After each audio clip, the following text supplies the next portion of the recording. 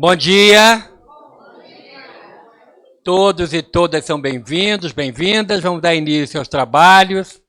A página de abertura do livro Mais Luz, Chico Xavier e Batuíra, se intitula Amparo à Criança.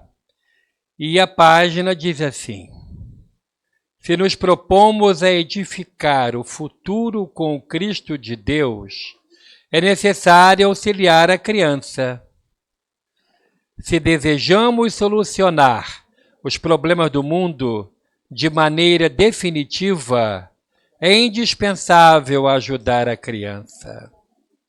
Se buscamos sustentar a dignidade humana, abolindo a perturbação e imunizando o povo contra as calamidades da delinquência, é preciso proteger a criança. Se anelamos a construção da era nova, na qual as crianças entrelacem as mãos na verdadeira fraternidade, em base de serviço e sublimação espiritual, é imprescindível socorrer a criança.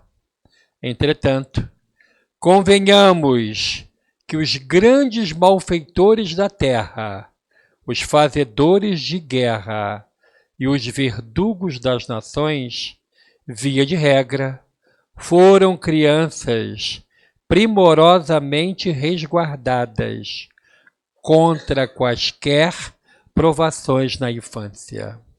E ainda hoje, os jovens transviados habitualmente procedem de climas domésticos em que a abastança material não lhes proporcionou ensejo a qualquer disciplina pelo conforto excessivo. Urge, pois, não só amparar a criança, mas educar a criança e induzi-la ao esforço de construção do mundo melhor. Vamos à prece. Senhor Jesus, muito obrigado, Senhor, pela oportunidade a nós concedida nessa manhã de estarmos nessa casa abençoada para mais um momento de estudo e reflexão. Abençoa o teu servo com tanto carinho, comparece a essa casa para trazer o fruto dos seus estudos.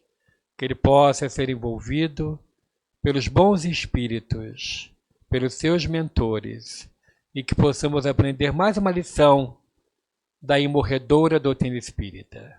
Se conosco, hoje e sempre, que assim seja, graças a Deus. O professor César Reis, o nosso convidado da manhã, tem uma história de amor com a casa. Ele nos ajudou num momento muito importante e intermediando uma ajuda que foi primordial para que pudéssemos desempenhar a função que hoje desempenhamos junto à infância e às famílias em risco social. Ao professor, a nossa gratidão, e eu passo a palavra para ele. Muito obrigado, professor. Fica o tempo. Bom dia, meus amigos, meus irmãos. Que a paz de Jesus permaneça em nossos corações. Na verdade, sou um grande devedor desta casa, porque a oportunidade que nós tivemos, desde o Lar Fabiano de Cristo, né, contato com vocês, esse alimento para a nossa alma, o trabalho que vocês já faziam e fazem aqui. Tudo isso é aquele grande sonho da construção de um mundo melhor. E, posteriormente, o nosso próprio tratamento orgânico, né? Até recentemente, o grupo se esmerou em dar o passo na nossa casa, né? E nós hoje estamos aqui, graças a Deus. E os médicos até hoje não sabem o que aconteceu. Até hoje não sabem. Mas realmente desapareceu, graças a Deus. Então, é uma dívida de gratidão. Eu sempre lembro desta casa com muito carinho, com muito respeito. E todo dia nós oramos para que vocês possam continuar fazendo um trabalho magnífico que vocês fazem. Mas vamos a fevereiro de 1827, nas montanhas da Suíça, nos Alpes da Suíça. Um frio terrível. Estava lá aquele velho, barba comprida, deitado na cama, se despedindo da vida, magrinho, tremendo. E as pessoas em volta dele no quarto ouviam que ele cantava ele cantava uma musiquinha, uma canção do interior, daquelas canções simples que tocam o coração das pessoas. E nos intervalos daquele trautear da canção, ele dizia, murmurando, Babele, Babele. As pessoas não sabiam direito o que era isso, aquela música e Babele. Mas essa era a história.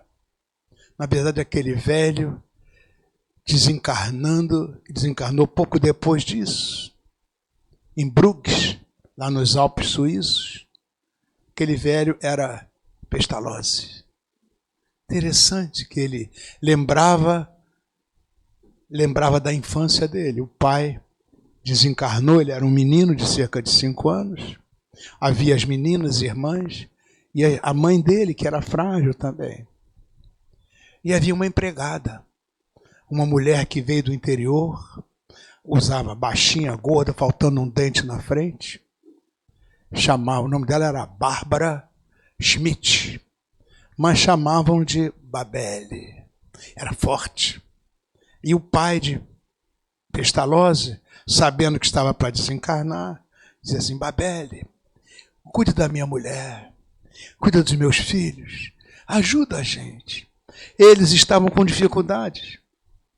Logo, logo o pai de Pestalozzi desencarnou e Babele assumiu as questões da casa lá nos fundos. Ela plantava as coisas e depois colhia rabanetes, cenouras e ia vender na feirinha lá na cidade. Também pegava os ovos e ia vender na feirinha para trazer alguma coisa para dentro de casa. Fazia frio. Zurique, muito frio na Suíça, o inverno abaixo de zero, muito aquele vento cortante, tem um lago na frente, parece que o vento se alimentava daquele frescor terrível das águas, era um gelo que tomava conta das pessoas. E eles não tinham recursos para colocar uma madeira na lareira e as pessoas se aquecerem dentro de casa, eram muito pobres. Então, Babele chamava as crianças para um cantinho da casa. Como disse, ela usava uns vestidos largos, com uns remendos nos vestidos, né? Mas ela juntava as crianças junto dos vestidos e se abaixava num cantinho e começava a cantar. Cantando aquelas canções simples do interior. E diz Pestalozzi, era tão bom, aquela música que vinha, que tomava conta da nossa alma, ainda o calor, o afeto daquela mulher, que nos abraçava, e nós ficávamos no cantinho da casa, não precisava da lareira, nós dormíamos assim a noite inteira. Babele. Ele disse, essa atenção dessa mulher, esse cuidado que durante anos essa mulher simples do interior, analfabeta, com dente faltando, baixinha, gorda, com aquele vestido largo, cheio de remendos, isso era uma coisa tão, tão relevante para nós, que isso marcou a minha vida. E eu percebi que aquele afeto, aquele calor, aquela solidariedade, aquela ternura, aquele cuidado, isso era uma coisa tão boa, que despertava em mim assim, uma vontade de conhecer a vida. Porque o sol, porque as estrelas, porque o frio, porque o calor, porque o rio, porque as plantas, porque os pássaros que cantam, porque os ovos, esses porquês despertavam em mim uma vontade de conhecer as coisas. E parece que vinha uma voz lá de dentro que me levava a pesquisar, a estudar, a compreender. Foi assim que eu cresci, dizia ele. Estudei teologia, estudei administração, mas eu percebi que essas coisas não eram realmente o objetivo final da minha vida. Eu gostava das pessoas, das crianças. Então apareceram os órfãos. Em Neuhof havia lá uma quantidade enorme de órfãos. Ninguém queria saber dos órfãos. Mas eu me lembrava daquela órfã que cuidou da nossa vida, Babele. Então eu resolvi pegar os órfãos para cuidar deles. E eu fazia com os órfãos o que Babele fazia com a gente dentro da nossa casa. A gente cantava, a gente ia descobrir coisas, a gente plantava e a gente ia, enfim, criar uma vida boa para nós. E logo, logo nós percebemos que aquelas crianças abandonadas, excluídas, que ninguém queria saber delas, logo, logo se interessavam pela vida. Também queriam saber por que vem os ovos, por que vem a planta, por que vem o sol, por que vem o calor, por que vem o frio. Esse porquê, essa voz que grita dentro da pessoa, para descobrir as coisas, pesquisar. E as pessoas foram crescendo, se desenvolvendo. Depois vieram, Napoleão invadiu aquela parte lá do oeste da Suíça e matou uma porção de gente. E havia muitos órfãos. E o governo não sabia o que fazer com aqueles órfãos. E, na verdade, eu já tinha essa experiência. E eles, então, me entregaram os órfãos para cuidar. E deu certo, mas era Babele que retornava. Vou contar para vocês uma história que Pestalozzi contava para as crianças, para despertar o conhecimento. Diz que lá no sol existia um raio de sol muito jovem e muito curioso. Ele um dia ouviu falar numa tal de escuridão, mas no sol era tudo iluminado. Cada esquina do sol era cheia de luzes, né? Era uma coisa linda, não tinha escuridão no sol. Mas havia um raio de sol, isso é ele contando para as crianças, né? Havia um raio de sol, mais velhos assim, vai na terra, está vendo a terra, aquela coisa azul lá embaixo? Lá tem muita escuridão, vai lá que você vai ver a escuridão na terra. Então o raiozinho de sol saiu do sol. E depois de alguns minutos chegou aqui, era de manhã cedinho. E logo ele pousou numa pedra. E a pedra brilhou. Daqui a pouco ele começou a andar no meio das árvores. E as árvores se inclinavam, recebendo aquela luz do raiozinho de sol. Brilhavam. Os animais, quando ele tocava nos animais, os pássaros sentiam aquele calor gostoso, aquela luz, e cantavam. Depois viu as pessoas também, o frio diminuía, e era bom aquela luz, aquele cara era tão bom. E o raio de sol assim procurou o dia inteiro, procurou a escuridão e não achava. No fim ele voltou para o sol e disse para o raio velho mais antigo, você me enganou, porque lá na terra não tem escuridão não. Aí o raio de sol riu e disse assim, mas você é claro, meu amigo, você é um raio de luz, onde você chega, a escuridão acaba. Você nunca vai encontrar a escuridão. Era uma história de Pestalozzi. Dizia assim, a aula de Pestalozzi começava assim, 5h30 da manhã. Ele chamava as crianças, acorda, a garotada se lavava e tudo, e vamos lá ver o raiozinho de sol chegar. Levava para a grama, o raio de sol chega.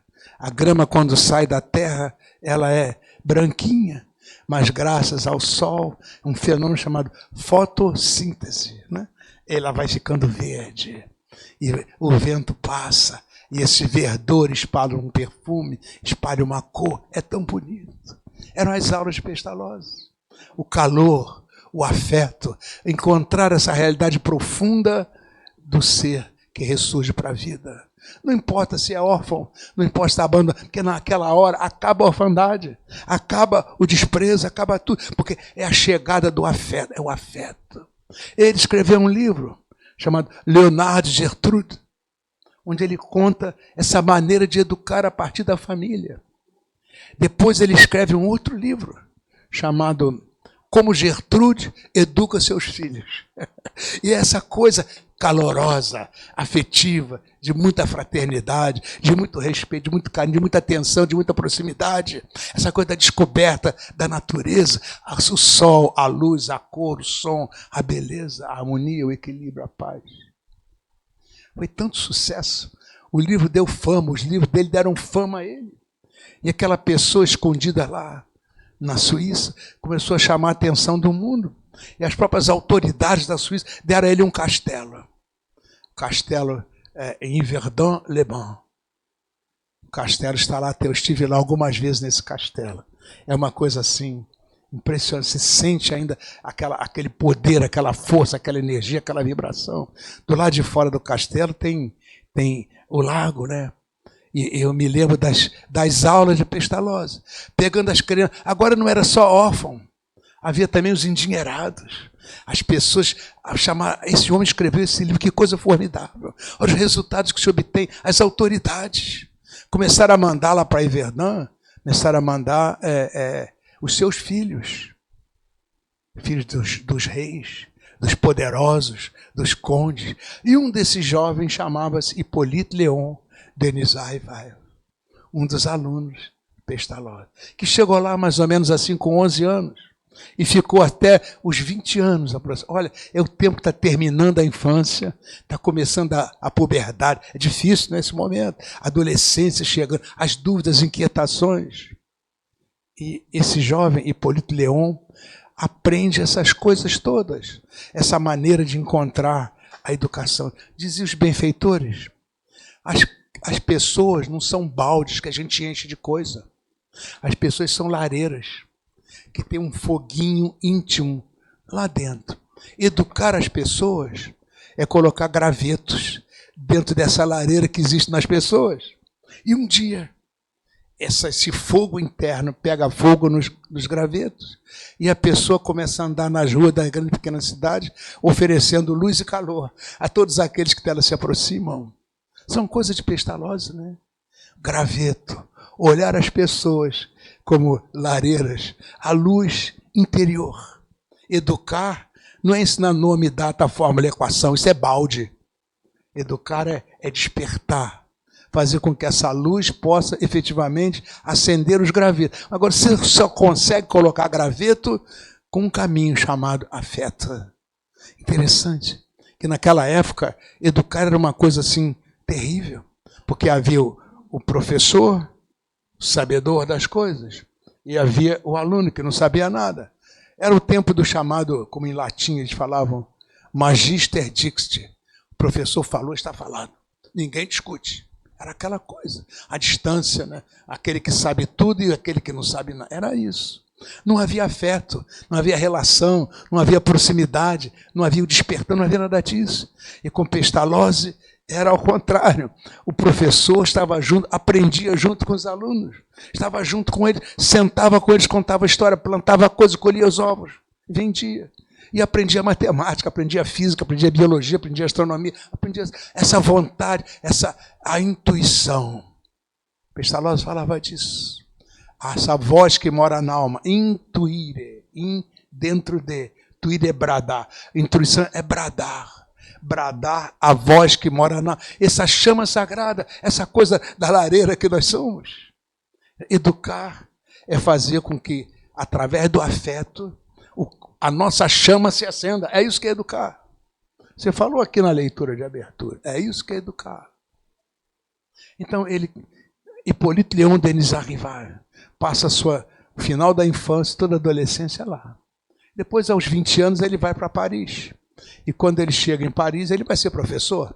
E foi os 30 e tantos anos que se seguiram, professor. Escreveu coisas fantásticas. Ele propôs uma mudança no sistema educacional da França. Aliás, ainda no tempo de Verdun, o castelo de Verdun foi visitado pela criatura que criou o jardim de infância. Foi visitado pela criatura que criou todo o sistema de educação até hoje existente na Alemanha, Humboldt. Na Alemanha, aquela qualidade que existe da educação nesses países, tudo isso a base é Pestalozzi. E a maneira de ensinar é assim. Eu tenho um bisneto que mora na Alemanha. Um dia ele chegou e disse assim, o Biso, me chama de Biso, o Biso, agora disseram que a gente tem que estudar música, porque arte faz parte da educação. E eles já acharam que eu vou estudar trompete, um menino pirralho desse tamanho, estudando trompete. Então, eu aprendo na escola alguma coisa. Agora, 10 minutos por dia eu tenho que estudar trompete na minha casa. Quando chegou no Natal, ele disse assim, vô, eu vim tocar trompete no grupo da escola. Aí eu aprendi uma coisa, que eu não toco o tempo todo. Na verdade, as pessoas vão tocando e há um momento que eu vou entrar. Eu tenho que entrar na hora certa, na intensidade certa, no som certo, porque eu faço parte do grupo. Olha, ficar ouvindo o outro, entrar, comparte a educação.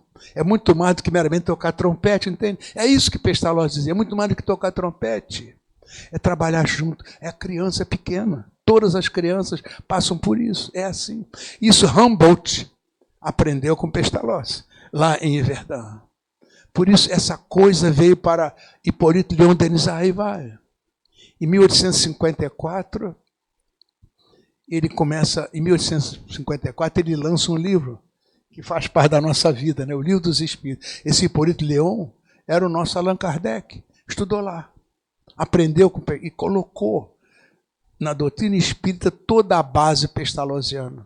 Reparem, a palavra educação aparece 26 vezes no Livro dos Espíritos.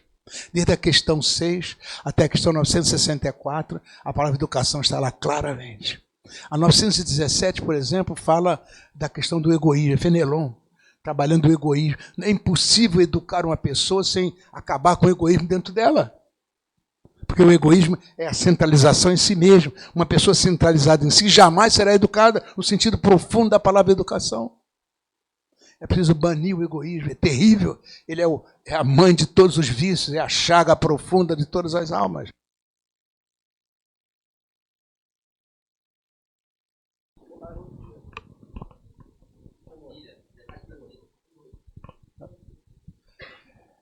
A questão 918 trata das características do homem de bem. Né? O capítulo 17 do Evangelho segundo o Espiritismo trata exatamente dessas questões. A 685A do Livro dos Espíritos trata da questão dos valores, da ética, da moralidade. É impossível imaginar que o mundo vai mudar se nós continuarmos ensinando apenas nome, datas, fórmulas e equações. Tem que dar uma nova postura às pessoas. Isso é doutrina espírita. O espiritismo é uma doutrina de educação. Por isso Pestalozzi é importante para nós. Porque a base do ensino dele, essa descoberta, essa questão da valorização, dessa descoberta das coisas, Kardec trouxe de lá e colocou inteiramente no Livro dos Espíritos. Mais do que isso, você encontra no Evangelho segundo o Espiritismo, todas são questões voltadas, vinculadas ao processo educativo. O ex do sere, exteriorizar, botar para fora. A palavra educação significa isso. Ex, de botar para fora, exteriorizar, externar. Do sere, essa luz, essa doçura, a luz que existe dentro de nós, botar para fora. Isso que é pessoa educada. Então é muito mais do que ter título, ter diploma. É uma relação que deve ser rica, generosa. Mas isso acontece a partir do afeto. É coisa de Babele. Nós temos que fazer isso com os nossos filhos, dentro da nossa casa. Temos que fazer isso com as pessoas à nossa volta. O convite da doutrina espírita é o convite de uma relação rica, generosa, acolhedora. É isso. E quando você mergulha nos fundamentos da doutrina espírita, né? É isso que nós colocamos nesse livro que nós estamos lançando, né? A visão espírita da educação. A gente encontra assim alguns pontos fundamentais. A primeira questão que Pestalozzi deixava muito clara, que Allan Kardec ele começa o trabalho com Deus. Então, essa é a primeira questão, essa compreensão é uma nova ideia a respeito de Deus. É o Deus que não é uma pessoa que tem humores, né, está aborrecido, que castiga ou não castiga. Não é nada disso. Protege uns, não é nada disso. Deus é o amor. É como Jesus colocou, Deus é o Pai. Interessante, isso é muito afetivo, né? Abba, como se dizia naquela época de Jesus, é o meu papai, é o paizinho, né? Jesus traçava Deus do meu papai, o paizinho, encostar a cabeça no meu papai, sentir o seu afeto, o seu calor. A causa primária de todas as coisas, que cuida de nós, é o Deus. Essa compreensão, o processo educativo passa pela percepção dessa divindade. É o meu papai. Não é o ser que pune. É o ser que é lei, sim. Sábia, justa e perfeita. Mas é misericórdia também. Pestalozzi perguntava. Isso é uma pergunta subjacente à doutrina espírita. O que é maior em Deus? É a sua lei ou é a sua misericórdia? O que é maior? Não há nada maior em Deus, porque tudo é máximo. É o máximo da lei, a perfeição da lei. É o máximo da misericórdia. Misericórdia, essa palavra é linda. Que a lei é a lex, é o caminho, né? Mas a misericórdia é o miseri, que é o verbo distribuir. E córdia, corcórdia, coração. O misericordioso é aquele que distribui seu coração. É Babele. Distribui o coração. Sem outro significado. É isso. Lei e misericórdia. Essa compreensão de Deus, você estuda no primeiro capítulo, na primeira parte do Livro dos Espíritos, ele abre com isso toda a estrutura de Deus, a compreensão disso. O processo educativo passa a ver esse Deus que é o meu papai. É o Deus que está dentro de mim. Não tem um pedaço de mim diferente do pedaço de Deus dentro de você. Deus é totalmente dentro. Nós somos deuses. Isso aí está em todos os textos sagrados. E não tem uma parte de mim diferente da parte de você, que é Deus. Deus é igualmente, totalmente dentro de cada um de nós. Educar é despertar, botar para fora esse Deus que é a nossa realidade profunda. É isso. Viver como Deus. Olhar como Deus. É claro, Deus é a perfeição, mas eu estou no caminho. Quando eu tenho um olhar bom para uma pessoa, quando eu tenho um sorriso bom para uma pessoa, quando eu dou um passo numa pessoa, quando eu abraço uma pessoa com a melhor intenção, quando eu aperto a mão de uma pessoa, quando eu oro por uma pessoa, é um momento de divindade. É um momento de divindade, porque é um momento de amor puro e profundo. Eu não tenho outro interesse a não ser me colocar para o outro, ajudando-o a crescer, se desenvolver, a se curar, a ser feliz. É isso. Isso é que é o exercício da divindade. É isso que o Espiritismo nos chama quando começa o livro dos Espíritos. É compreender esse Deus. É o Abba, é o meu papai. Aqui, ó, integralmente dentro de mim. Eu sou Deus. Como é que eu vou exercitar hoje, que eu estou começando o meu dia, a minha divindade? É isso. Essa é a proposta de Pestalozzi. E essa é a proposta que Allan Kardec trouxe para a doutrina espírita. Que você lê para compreender. E a doutrina espírita vem como um verdadeiro luzeiro para você encontrar a lei através da misericórdia, a encontrar o caminho através da distribuição do coração. Por isso o Espiritismo se fundamenta na caridade. O que é a caridade senão a distribuição do teu coração? É isso. É isso. E quando você estuda a doutrina como um todo, você vai percebendo esses fundamentos desse processo relacional. Começa com Deus. Jesus falou, ama a Deus sobre todas as coisas. E a seguir ao próximo, como a ti mesmo. O amor, a relação. Não há educação sem amor. Olha, é muito longe dessa visão materialista da educação que nós temos pelo mundo afora. Não é só para isso, para descobrir nome, data, forma. Não é nada disso, não é só isso. É muito além disso. É descobrir a divindade em mim e a divindade em você. O Deus que é a minha realidade profunda, respeita profundamente o Deus, que é a tua realidade profunda. Não importa se você está na droga, se você está no crime, se você está na banda, isso é momentâneo. E vai chegar um momento em que o Deus vai aflorar profundamente de você. Viver é fazer com que o meu Deus, que está tentando aflorar agora aqui em mim, ajude o teu Deus, que é o mesmo Deus, a aflorar em você. É isso que vai acontecer. Por isso nós chamamos Jesus. Vou contar uma história para vocês. Há muitos anos atrás, nos anos 70 do século passado, nós fazíamos parte de um grupo que visitava o presídio, lá em Bangu, os presidiários. Grupo Espírito Domingo, a gente podia ir lá, de manhã cedo, ficava um pouquinho com eles, fazendo uma... Eram 6, 7 pessoas que participavam lá do nosso trabalho. Havia os católicos, havia os evangélicos, e o grupinho espírita muito pequenininho, a gente ia lá. Estava chegando o Natal, e o dirigente falou, César... prepara aí uma palestra do Natal para a gente falar para os presidiários. Olha, eu fui mostrar a vocês que não me vinha nada sobre o Natal. A gente sabe uma opção de história do Natal, mas não vinha nada. E chegou no dia lá, o amigo disse, agora o César vai fazer uma palestra de Natal para vocês. Eu levantei muito sem graça, né? E disse, comecei a contar a história das bodas de Caná. Sabe que é a primeira vez que Jesus participou de uma atividade pública, né? E foi num casamento.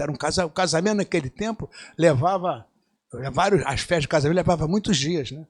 Porque as pessoas vinham de longe, andavam a pé, lombo de burro, camelo, avisavam, fulano vai casar. Aí as pessoas que moravam ali perto do noivo, da noiva, né? Tinham as primeiras comidas que estavam quentinhas, os primeiros vinhos, as coisas mais gostosas, vinham comer. Quem vinha de longe, 3, 4, 5 dias depois, ia beber o que sobrou, né? Ia comer o que sobrou. Era muito bom. E naquele dia, já tinha passado o dia do casamento, o vinho acabou. Aí a mãe de Jesus disse, o vinho acabou. Aí Jesus pegou lá uns depósitos de água e a água se transformou em vinho. Não é assim? Vocês conhecem essa história. E as pessoas que chegaram foram tomar aquele vinho. Meu Deus do céu! O melhor vinho é servido nos primeiros... Esse dono dessa casa serviu para nós um vinho inigualável. Nós nunca bebemos um vinho tão bom, que coisa maravilhosa. Aí terminou essa história contando assim, pois é, convide Jesus para a sua vida, para a sua festa, para o seu viver, e as coisas vão mudar da água para o vinho. Terminei a história contando isso aqui, tinha nada com o Natal, eu acho bom. Depois a gente tinha direito de entregar para cada um presentinho, um sabonetinho, entregar para cada um dos presidiários. Tinha um presidiário, ele sempre chegava atrasado, mas naquele dia ele chegou na hora. Ele sentava lá atrás, não falava com ninguém. A pessoa dizia, cuidado com ele. Perigoso, bandido, assassino, matou a mulher, contava, ele vive mal-humorado, irritado, aborrecido, briga com todo mundo aqui, ele vive na solitária. Cuidado com ele. Aí eu fui entregar o sabonetinho para ele, ele olhou para mim, aquela voz grossa, nordestina, e disse, você acredita mesmo nisso? Eu nunca tínhamos ouvido a voz dele, né? Aí eu disse, claro, acredito, né? Acha que Jesus pode mudar a minha vida? Eu que sou um criminoso impenitente. Claro, você não é um criminoso. Aconteceu um deslize, alguma coisa. Você é uma ovelha transviada do rebanho do Senhor, como eu também sou. Mas Jesus é o nosso bom Pai. Convida Jesus para a tua vida. E as coisas vão mudar da água para o vinho. Aí é que eu entendi porque estava falando aquelas coisas. A coisa terminou aí. Essa história terminou, parece que terminou aí. Uns 30 e tantos anos depois, já no século 21, fui convidado para fazer uma palestra em Senador Camará, que é um subúrbio barra pesada que tem aqui no Rio de Janeiro.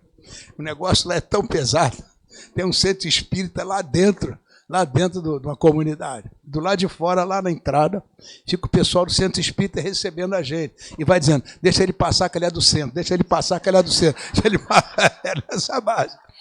E nós chegamos lá. Na porta do centro tinha um senhor baixinho, cabeça branca, atarracado, não conhecia. Quando eu cheguei perto, ele me agarrou e me abraçou. E aí eu reconheci a voz. Você tinha razão. Convidei Jesus para a minha vida e as coisas mudaram da água para o vinho. Até hoje eu me emociono com isso, até hoje. Porque o que é que os espíritos fazem, né? Ele disse, eu acreditei naquilo. Entendi que convidar Jesus seria abrandar meu comportamento, que Jesus era brandura, mansuetude, né? Então eu comecei a conviver melhor com as pessoas. A minha mudança de comportamento me trouxe uma outra relação dentro do presídio e eu consegui sair um pouco antes do que eu precisava sair. Eu vim para cá. Fui acolhido aqui na casa espírita. Faço faxina, faço limpeza, ajudo a arrumar as coisas. E olha, eu me sinto muito bem com as preces, ouvindo as lições. E sempre pensando nisso. Eu tenho que manter o convite para que Jesus faça parte da minha vida. Isso muda as coisas. Olha, naquele momento é que eu entendi, né? Convidar Jesus para a vida da gente. E é isso que a doutrina espírita propõe. Convida Jesus. Ama a Deus sobre todas as coisas e ao próximo. É isso que é convidar Jesus. É manter uma relação com as pessoas, né? De respeito, de compreensão.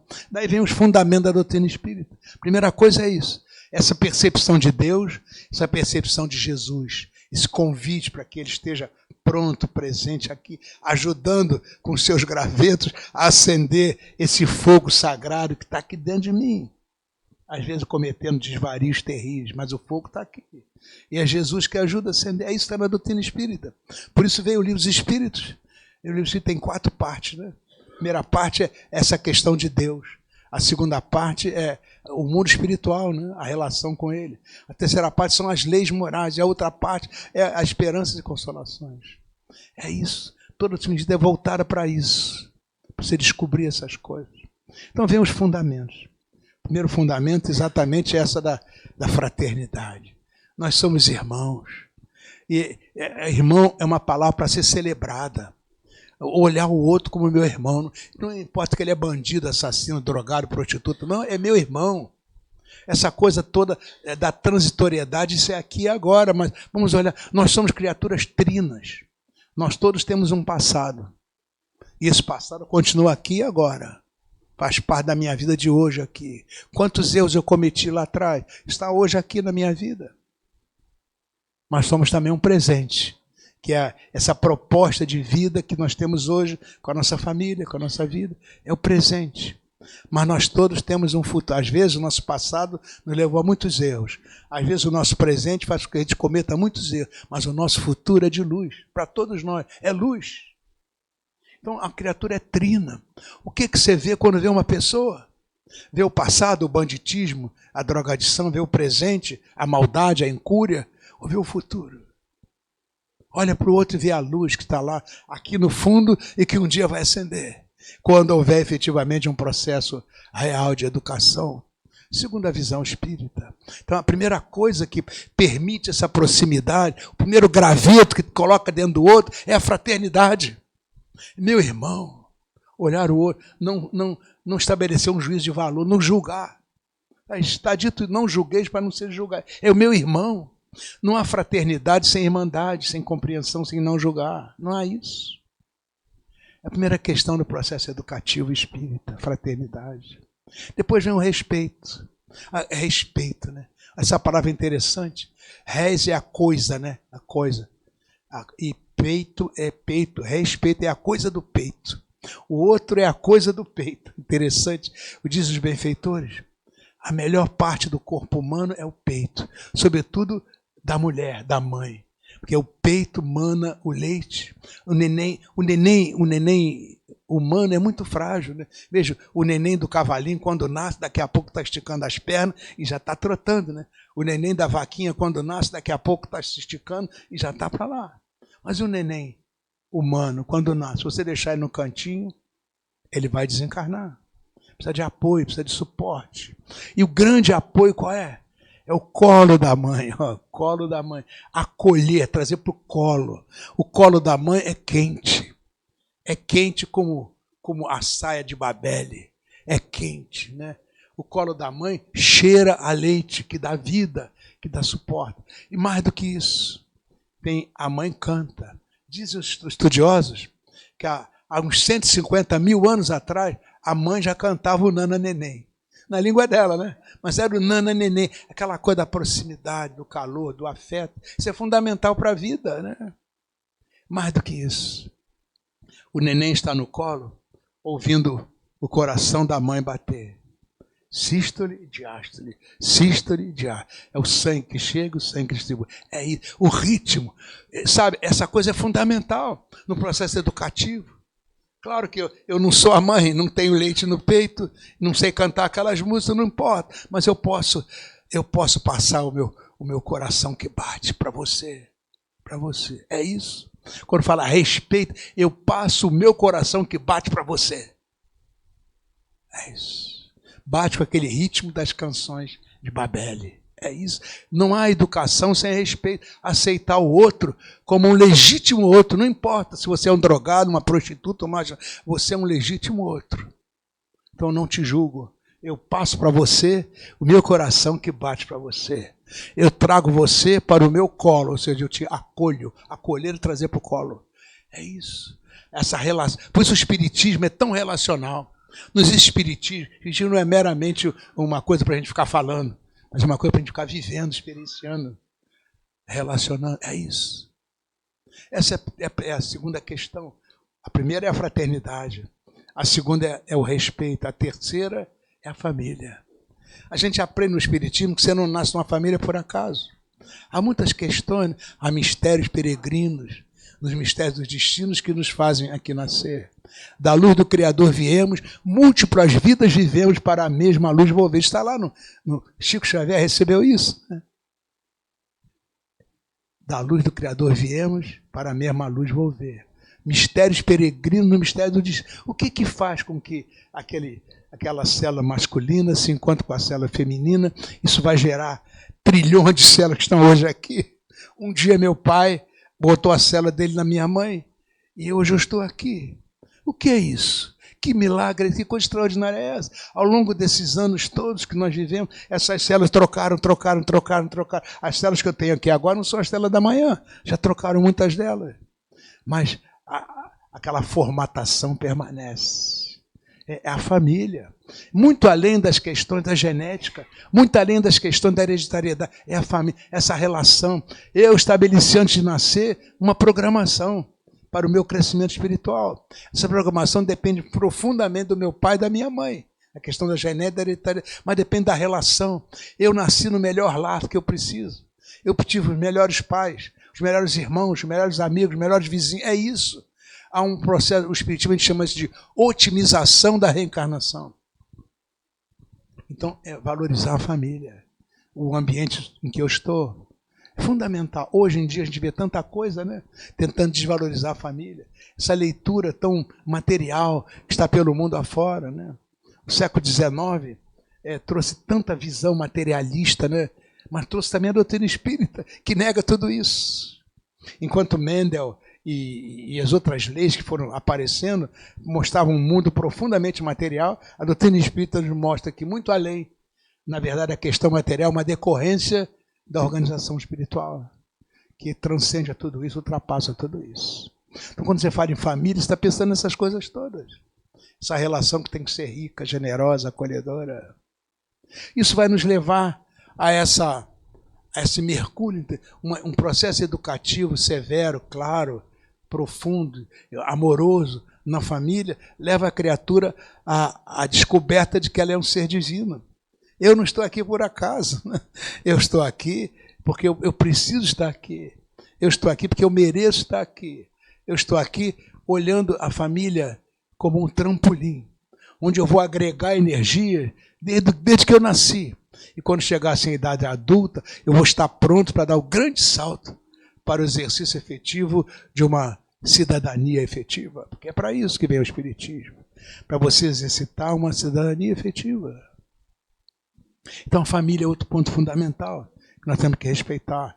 Então, essa descoberta de que nós somos seres divinos é outra questão essencial. Você não foi criado para droga, você não foi criado para prostituição, para vagabundagem, para matar, não foi criado para o erro. Convida Jesus para a tua vida, que até os criminosos impenitentes se transformam e vão ser companheiros das casas espíritas, fraternos, generosos, cordiais, dentro das comunidades, por mais difíceis que sejam. Mas estão lá. Convida Jesus para a tua vida. Isso implica dizer que você tem que fazer uma mudança, porque é a chamada reforma íntima. Você não pode continuar querendo ter Jesus na sua vida com os mesmos vícios, a mesma vaidade, o mesmo orgulho, a mesma ambição, com o mesmo mal. Não pode. Você não vem à casa espírita para ouvir essas coisas e continuar sendo assim. Você não vem à casa espírita para tomar paz e continuar sendo orgulhoso, vaidoso. Não é para isso. Por isso o Espiritismo se fundamenta na transformação moral. Reconhece-se o verdadeiro espírita, são os esforços que ele faz em busca dessa transformação. A reforma íntima é outro ponto fundamental. Então nós somos hoje ainda, como dissemos, ovelhas transviadas, imperfeitos. Estamos longe da perfeição, mas somos perfectíveis. Então essa reforma íntima, essa busca da perfectibilidade, esse esforço que devemos fazer a cada dia para que nós melhoremos um pouco mais. Na própria doutrina espírita tem essa orientação de Santo Agostinho, né? Você começa o dia fazendo uma prece, pedindo para ter bons pensamentos, bons sentimentos e boas atitudes. No final do dia você senta na beira da cama e dá um balanço. Você comete vários erros, várias falhas, né? Durante o dia nós todos cometemos, mas a gente pede ajuda, ajuda que vem do mundo maior. Enquanto o meu corpo físico descansa, eu vou dormir agora. Espiritualmente eu posso me ligar ao espírito do bem, posso ser reforçado nas energias positivas do amor, eu posso eclipsar essas coisas que negam o entendimento, a fraternidade, o respeito, o amor, e posso fazer com que brilhe a minha luz. Ajuda-me, Senhor. É isso que Santo Agostinho nos ensina. E os espíritos, nós aprendemos, os espíritos nos apoiam, nos inspiram, nos orientam, nos ajudam. Porque há todo um trabalho que procura fazer com que aquela sua reencarnação seja exitosa, frutuosa. Estão zelando por nós. Agora mesmo aqui, há uma quantidade imensa de espíritos que estão zelando por cada um de vocês que estão aqui. Cada um de nós está aqui com seus mentores, com seus guias. Estão reforçando essas coisas, essas energias, trabalhando a intimidade das células físicas de vocês, para que isso ultrapasse a célula física, chegue ao perispírito e chegue à consciência. Interessante, né? A consciência. A palavra significa gerador de responsabilidade. O espírita é aquele que nesse processo de modificação vai adquirindo consciência. Eu sou responsável pelo que eu penso, pelo que eu sei que hoje os pensamentos não ficam presos dentro de mim. Na verdade, o meu cérebro é apenas um equipamento para receber essas coisas que vêm do espírito e transmitir isso. Então, esse é o verdadeiro sentido dessa responsabilidade que eu tenho pelo que eu penso, pelo que eu sinto, pelo que eu faço. Isso é fundamental nesse esforço de renovação, de transformação. Que é outro fundamento da doutrina espírita, da educação espírita. Você não vai ser espírita se você não se modificar. Ninguém é espírita porque vai ouvir palestra, porque faz palestra, porque dá paz. A gente é espírita porque se reforma internamente, se integra a uma outra maneira de viver, a uma outra relação com outras pessoas. É assim que você se transforma numa criatura espírita. Convida Jesus para a tua vida, que ele vai alavancar todo esse esforço na sua vida. E aí vem a outra questão fundamental. Qual é a grande ferramenta que vai forjar o teu caráter? Interessante essa palavra caráter, né? Ela vem de caractos. Os gregos antigos eram grandes mestres da estatuária. Eles pegavam aqueles pedaços de pedra, né? E faziam marcações, iam batendo naquilo para que se formasse aquele rosto, aquele peito, né? Maravilhosa, né? Michelangelo era um grande artista da estatuária, maravilhoso. Aliás, Michelangelo, como o asceta, né? Ajudou Leon Denis a escrever o espiritismo e a arte, né? Michelangelo. Esse aparelho de bater a pedra para que ela fosse conformando, chamava-se caractos. Era um ferro de bater chamado caractos. E que deu na nossa língua caráter. O caráter é alguma coisa que bate naquela pedra bruta que ainda está aqui dentro de nós e vai moldando essa criatura para que ela se ilumine, para que seja uma nova criatura. É o caráter. Então, para que você tenha esse novo caráter, você precisa ter uma ferramenta que muda. O que forja o teu novo caráter? Essa ferramenta chama-se caridade. Aliás, o Espiritismo tem essa ideia. A visão salvífica do Espiritismo é a prática da caridade. Fora da caridade não há salvação. E a caridade é aquele tripé da questão de 686 do Livro dos Espíritos, né? Benevolência, querer o bem do próximo, a indulgência, o processo de adoçamento interior, e o perdão, que é o processo de continuidade da entrega, da doação de nós. É isso. Viver em estado de caridade. As grandes almas vivem em estado de caridade. A caridade para nós ainda é uma coisa ocasional, né? Mas daqui a pouco passa. Mas o convite é que a caridade tome conta de você a maior parte do tempo possível. E afinal, tome conta de você todo o tempo da tua vida. Caridade. Aquela coisa, já não sou mais eu quem vive, é o Cristo em mim, é que a caridade tomou conta do coração dele. Eu e o Pai somos um, e a caridade é integral em Jesus. Vive completamente, você pede no Dr. Bezerra, pensa em Batuíra, são entidades em estado de caridade. Né? E é isso, é para isso que veio o Espiritismo, para a gente olhar essas coisas. Não é para achar bonito, né? A mensagem, é fazer um esforço efetivo, porque para você forjar a pedra dá trabalho, né? Dá trabalho, ficar batendo a pedra, forjar essa pedra bruta para surgir, afinal de contas, o espírito luminoso. É isso, é isso. Estava com o Hélio, pediu para eu falar agora no final, a respeito de uma pessoa de um caráter. Eu tive o privilégio de conviver muito na minha vida com o Divaldo Pereira Franco, que desencarnou há pouco tempo. É um homem realmente educado, no sentido profundo, de botar para fora essa luz. Um homem de caráter, um homem em estado de... Eu estive com o Divaldo em muitos países do mundo. Ficava assombrado com a capacidade dele de falar as coisas. Mais do que isso, de fazer as coisas, de reunir pequenos grupos. Estivemos juntos na Suíça, estivemos juntos na Alemanha, estivemos juntos na Hungria, em muitos países. Havia lá 2 ou 3 espíritos, daqui a pouco tinha um grupo. Era Divaldo, que colocava aquelas coisas. Era assim. Uma vez, nós fomos inaugurar uma unidade do La Fabiano de Cristo em Manaus, chamada Joana de Anjos. Aí, Divaldo foi um dos fundadores do La Fabiano de Cristo. Foram 54 fundadores. Um foi o Chico e o outro foi o Divaldo, dos 54. Aí Divaldo foi lá e fez a palestra sobre Joana de Anjos. No dia seguinte, nós íamos inaugurar uma casa em Rondônia, em Porto Velho. Casa Daniel Neri. E aí ele disse, Divaldo, vamos para lá, vamos junto, vamos acampar junto. Estava disponível nesse dia, coisa rara, né? No avião. Divaldo chegou e disse assim, doutor Bezerra quer conversar com você lá em Rondônia. No avião. E nós fomos, desembarcamos em Porto Velho. Quando chegamos lá, fomos para o hotel, dormimos. No dia seguinte, de manhã cedo, eu estava num quarto e Divaldo estava no quarto ao lado. Chegou de manhã, Divaldo chegou, bateu na porta, doutor Bezerra. Aí ele sentou na mesa, sentamos juntos. Pega o evangelho, vai lendo o evangelho aí e vamos fazer uma prece, doutor Bezerra quer conversar. Aí começou. Porque começamos a ouvir, sabe o que é uma chicotada? Aquela batida, chicote. Era um negócio, o hotel inteiro assustaram com aquela barulhada, né? Lá embaixo. E o cheiro de éter, um negócio absurdo. Era tanto eu não conseguia nem ler. Os olhos cheios de era terrível. É uma coisa terrível. Aí, aos poucos, a gente foi melhorando, a gente conseguiu ler, fazer, e o doutor Bezerra, afinal, se manifestou, nos dando orientações sobre a obra de Fabiana, dizendo de problemas que viriam, de que maneira nós devíamos agir para fazer face àqueles problemas. Graças a Deus, deu tudo certo. E a obra está lá até hoje, graças ao doutor Bezerra, graças à coisa de Divaldo. Interessante, quando nós saímos dessa conversa, que levou mais ou menos 1 hora esse negócio, né? Do lado de fora, na portaria do hotel, estava todo mundo lá fora. Os funcionários, os outros, todo mundo lá de fora. Agora, ninguém foi lá bater na porta. Ninguém foi lá. Aí os filhos disseram, porque não era para bater mesmo, eles ficaram lá. Né?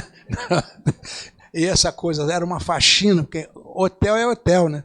Tem pessoas com todo tipo de vibração, de sentimento, etc. E tal. Por isso tem que ser feita uma limpeza muito grande para que esse espírito luminoso, doutor Bezerra, em estado de caridade, saísse da sua posição e pudesse chegar entre nós ali, naquele ambiente pesado. Isso é que é caridade, que é prática da caridade. E Divaldo era realmente um artífice desse trabalho que se fazia. Como disse, Divaldo, ele fez milhares de conferências no mundo inteiro. Esteve em centenas de países no mundo inteiro. O trabalho na Mansão do Caminho é alguma coisa para você olhar e ficar abismado. Como é que é isso? Nós montamos um trabalho, considerando a desencarnação do Divaldo, que já aconteceu, para que mesmo Divaldo, em vida, vendia 300 livros por dia. Mas isso sustentava a mansão. Mas sabemos que com a desencarnação dele, isso não vai acontecer. Né? Mas é preciso sustentar. Então, houve recursos. Foi montado lá em Salvador um prédio com aluguéis que rende o suficiente para manutenção. Isso tudo ideia de Divaldo, que veio através dos espíritos. É caráter, é amor, é Babel. Divaldo era uma Babel no nosso tempo. E é preciso lembrar disso. Algumas pessoas falam coisas meio estranhas. É porque, lamentavelmente, ainda não estamos preparados para receber uma luz como Divaldo. Ainda não estamos preparados para avaliar essa luminosidade extrema. Como disse, tive o privilégio de estar com ele. Podia contar muitas coisas de Divaldo aqui. Com um privilégio conviver com essa luz. Eu só peço a Jesus que me ajude a entender que essa luz é como um instrumento ajudando a formar o meu próprio caráter. Então, meus amigos, meus irmãos, essas coisas estão aqui nesse nosso livro que nós estamos trazendo para vocês. Agradecidos pela oportunidade do encontro. Muito feliz por rever aqui alguns queridos companheiros de tanto tempo. Agradecendo mais uma vez pela abençoada oportunidade de estar aqui. Jesus nos abençoe sempre. E como dissemos, convidar Jesus para a nossa vida.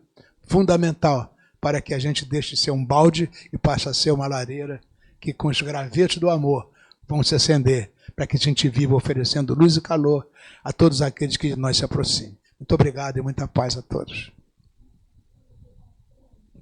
Nós agradecemos imensamente ao nosso professor. Pode bater palma. Pode bater palma.